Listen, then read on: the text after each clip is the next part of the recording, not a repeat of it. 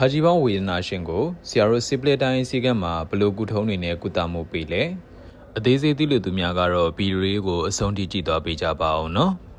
ကြီးပေါင်းကြောင့်ခါအောင်ကျော်ညက်ချင်းရှိမရှိကိုဆရာတို့ကလူနာကိုတေချမေးမြန်းပြီးလိုအပ်သောစမ်းသပ်စစ်ဆေးမှုများပြုလုပ်ပေးပါတယ်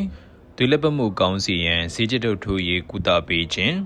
ခါပေးတွိုင်းမှာရှိတဲ့ကြွက်သားနှင့်အကျော်များတောင့်တင်းမှုပြောစီရန်Chinese Cupping Therapy လို့ခေါ်တဲ့တရုတ်ဆုတ်ခွက်ကုထုံးဖြင့်ကုသပေးခြင်းတဘာဝတိုင်းဆေးမြင့်များဖြင့်ဖော်ဆက်ထားတဲ့ဆေးဖြင့်ဆေးကပ်ပေးခြင်းထို့နောက်လိုအပ်သောတောက်ဆေးလိန်ဆေးများပေးကာကုသပေးပါတယ်ကြီးပေါင်းနှင့်ပတ်သက်သောယောဂများကုသလိုပါကဆရာရိုစီပလက်တိုင်းဆေးကံအမရပူရာမြို့မှာလာအောင်ဆေးကုသမှုခံနိုင်ပါတယ်ဆေးကံဖွင့်နေလေးကတော့မနက်၈နာရီကနေနေ့လယ်၁၇နာရီညနေပိုင်းကတော့9နာရီကနေည8နာရီထိဖြစ်ပါတယ်တနင်္ဂနွေနေ့ဆေးကံပိတ်ပါတယ်အခြားသီလိုရာများရှိပါကဗီဒီယိုရဲ့ကွန်မန့်အောက်မှာမေးမြန်းနိုင်ပါတယ်အဆုံးထိကြည့်ရှုပေးကြသူများအားလုံးကျေးဇူးများကြီးတင်ပါတယ်